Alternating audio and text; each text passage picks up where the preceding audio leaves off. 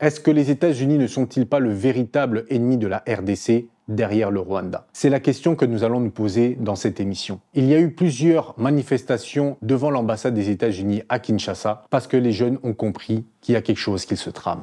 On en a marre avec les Américains. Oui. Ça, c'est notre pays. Oui. Nous sommes là pour défendre notre territoire national. Nous sommes derrière les femmes d'État. Nous sommes derrière les chefs de l'État. Les Américains, ce sont des hypocrites. Nous sommes derrière les Wazaleux. Nous demandons aux Américains de dégager à l'immédiat.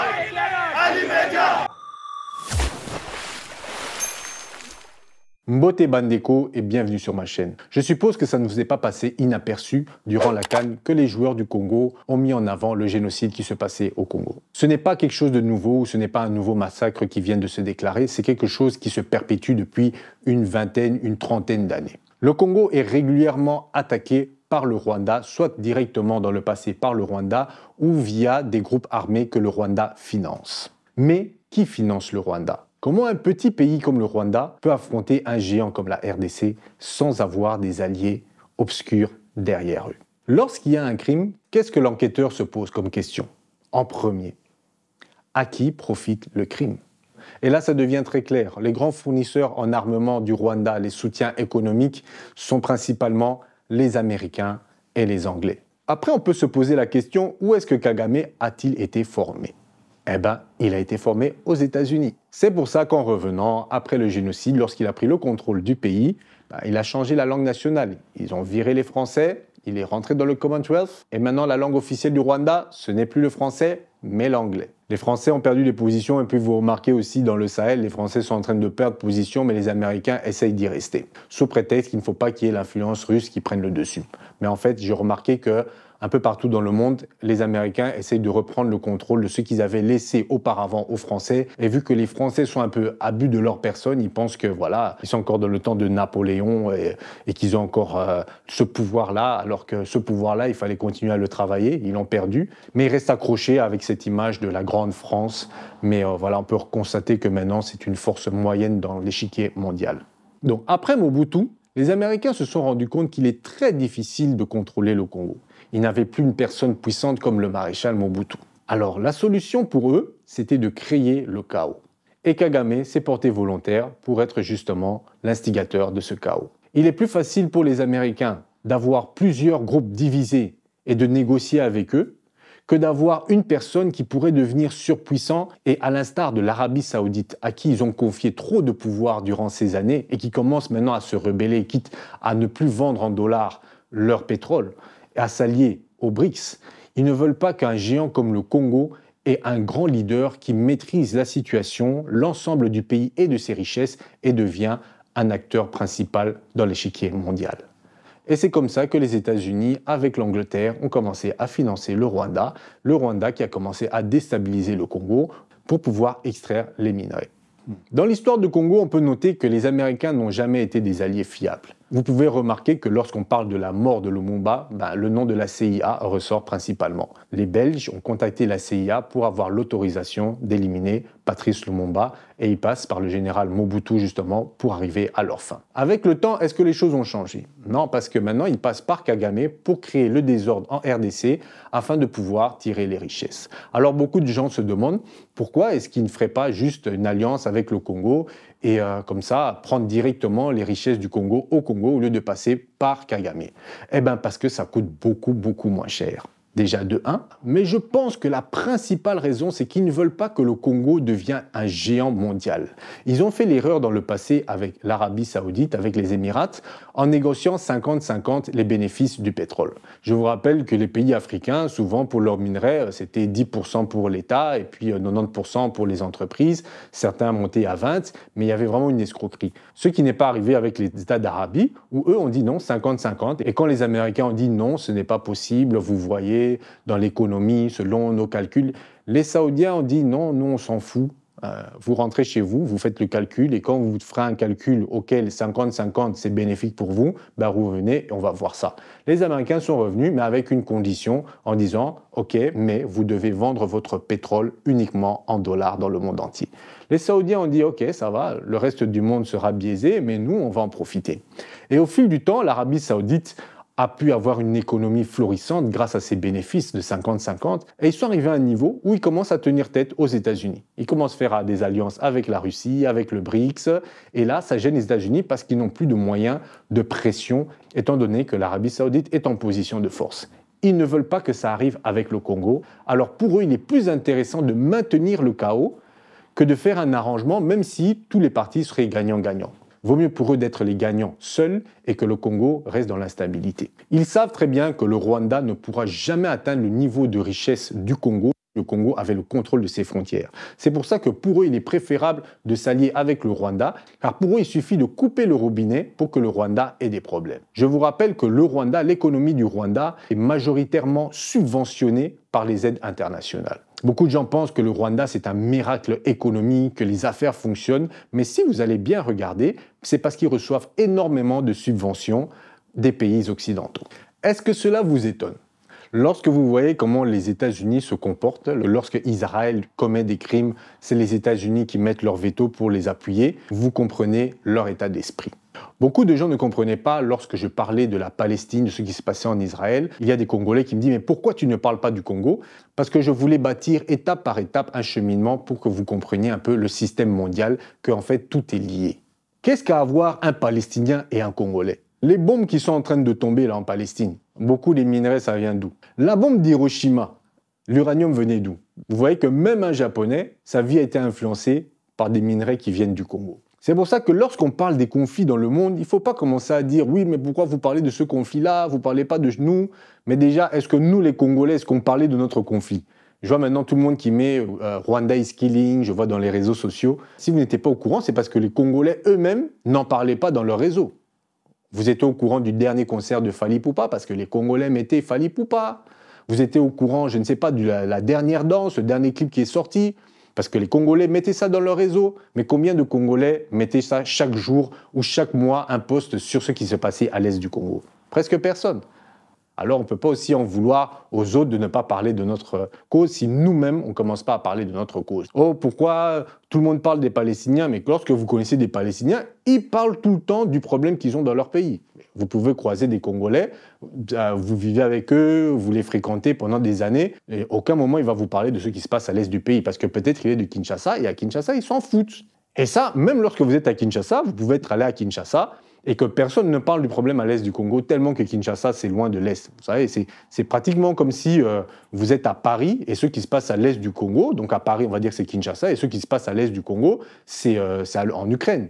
Donc c'est tellement loin, et les routes sont tellement mauvaises que pour que le conflit arrive jusqu'à Kinshasa, c'est pas maintenant. Et d'ailleurs, ce n'est pas de leur intérêt que ça arrive jusqu'à Kinshasa. Ils savent que comme ça, les gens à Kinshasa continuent à s'amuser, continuent à danser, ne font pas trop attention.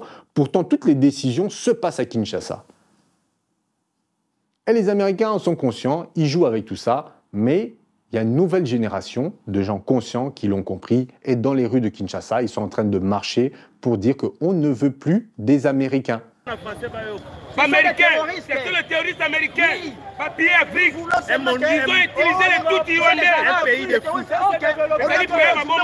On veut que les Américains partent, on veut que les Européens partent. Les terroristes, ce sont des Américains, des Français, des Anglais. Donc des vrais terroristes, des Grande-Bretagne. Alors depuis seulement aujourd'hui. Hein? Comment des tueries comme ça? Est-ce que nous sommes des chefs? Maintenant, quand on dit les Américains ou les Occidentaux qui partent, on parle de l'ancien système. Parce que franchement, vous avez vu notre coach de sabre.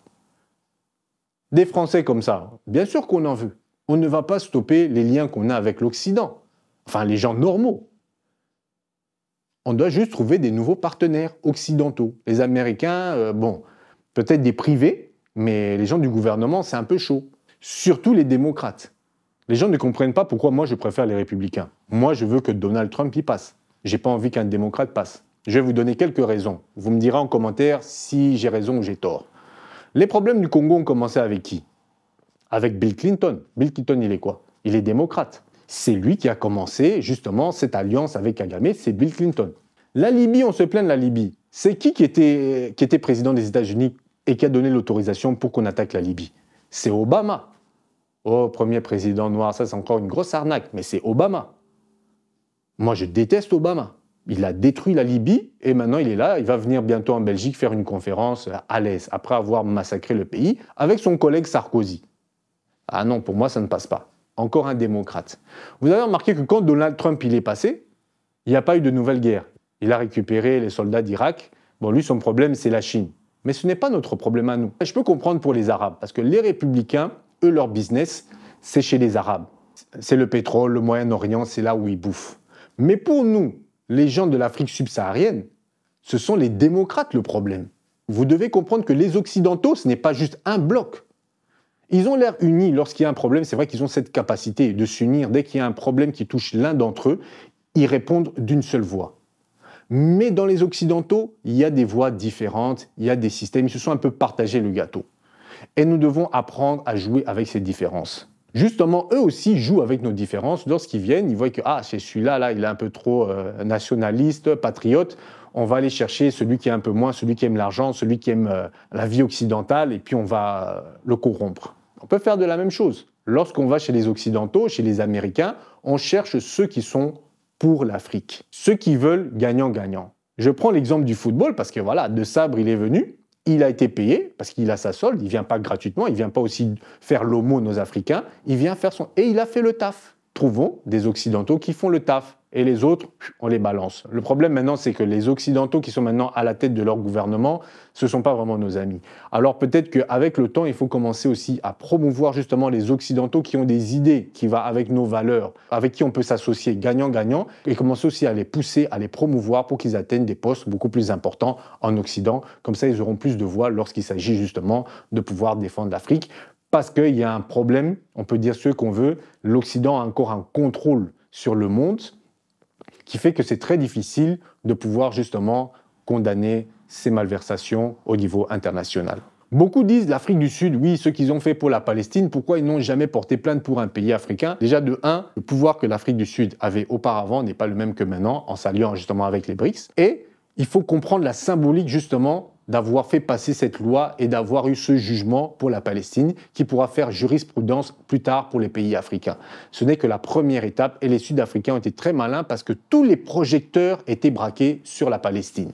S'il avait fait pour le Congo, alors que vous savez que c'est un conflit dont personne ne parle, il serait allé au tribunal, personne n'en aurait parlé, même pas dans les télés, rien du tout, et on allait continuer les massacres. Vu que tous les projecteurs sont sur la Palestine et sur Gaza, vu que le monde entier est en train d'analyser qu'est-ce qui est en train de se passer sur Gaza? Qui a commencé quoi? Qui est occupant? Qui est maltraité? Qui est sous apartheid? Le monde entier a une vision beaucoup plus claire de ce qui se passe sur Gaza. Ce qui fait que les accusations de l'Afrique du Sud envers Israël étaient beaucoup mieux comprises par l'opinion publique internationale.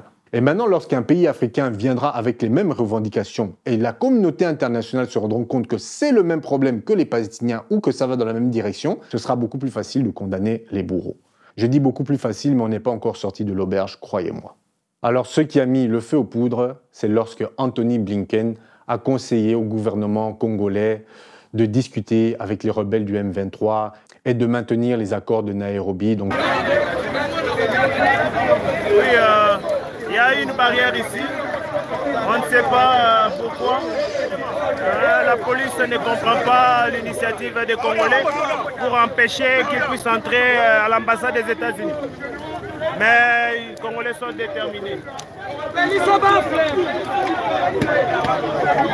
Je vous rappelle les accords de Nairobi, c'est un accord qui avait dit qu'il fallait justement parler avec les rebelles et même intégrer certains rebelles dans l'armée congolaise. C'est quelque chose qui a été fait auparavant, c'est pour ça que si vous ne comprenez pas pourquoi l'armée congolaise n'est pas efficace et qu'elle doit être remise à niveau, c'est parce que dans le temps, ils ont intégré des groupes rebelles, donc les Américains les ont conseillés, intégrer les groupes rebelles dans l'armée congolaise. Comme ça, ils vont arrêter de commettre des crimes, ils seront enfin dans une armée nationale. Alors vous imaginez des génocidaires, des tueurs, des violeurs de bébés, on les a introduits dans l'armée congolaise. C'est pour ça que maintenant, pour les dirigeants, c'est très compliqué. Parce que maintenant, dans l'armée congolaise, même s'ils veulent nettoyer l'armée congolaise et qu'ils renvoient ces militaires, qu'est-ce qu'ils vont faire? Ils ont l'expérience, ils vont retourner dans le maquis et refaire une rébellion. C'est pour ça qu'il y a un peu un jeu d'équilibriste où dans l'armée congolaise, il y a justement ces anciens rebelles qu'on essaie aussi de garder dans l'armée nationale, qu'on essaye de caresser au sens du poil, justement pour qu'ils n'aillent pas refaire une rébellion. Et le temps de reformer des nouveaux militaires nationalistes qui pourront reprendre le flambeau, entre-temps, il y a encore ces anciens militaires issus de groupes rebelles qui sont encore intégrés dans l'armée nationale. Ça forme des clans, et lorsque vous avez des clans, ben, les Occidentaux ont très facile justement de prendre ces gens qui sont dans les clans et puis de les diviser un peu par là pour créer des embrouilles. Donc ce monsieur Nanga, qui a nommé le président Félix Tshisekedi en 2018, maintenant il se retrouve leader des rebelles du M23. L'ancien président de la CENI, Corneille Nangaa, aux côtés du dirigeant politique du M23, en jaune, Bertrand Bissimois, chantant l'hymne national congolais. Il lance ce vendredi une nouvelle coalition, l'Alliance Fleuve Congo.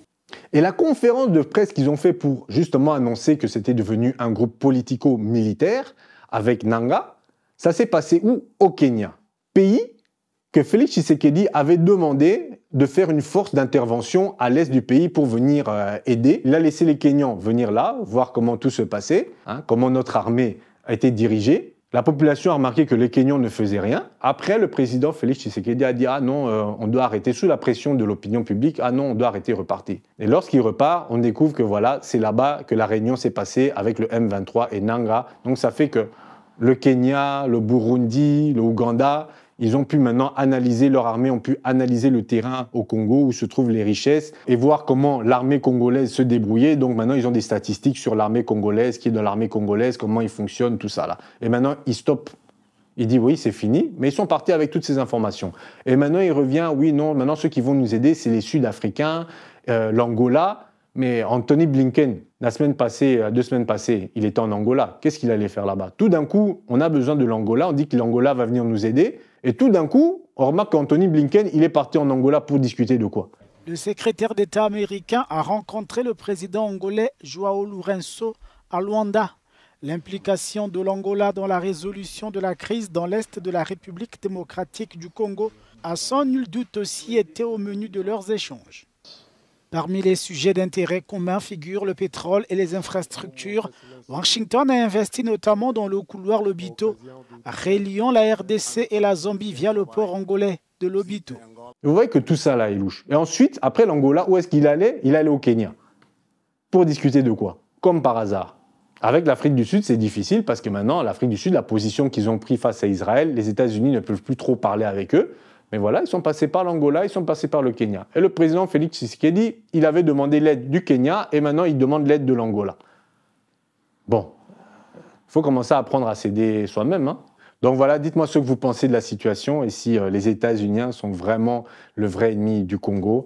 Après cette petite analyse, on va voir comment évolue la situation et on pourra approfondir au fur et à mesure ce sujet-là. Donc si vous avez aimé la vidéo, n'hésitez pas de mettre un like et puis de vous abonner à la chaîne si ce n'est pas encore fait. Vous pouvez aussi appuyer sur la cloche pour être informé justement à chaque fois qu'une nouvelle vidéo sort. Merci d'avoir suivi jusqu'au bout et on se voit à la prochaine. Passez une bonne journée.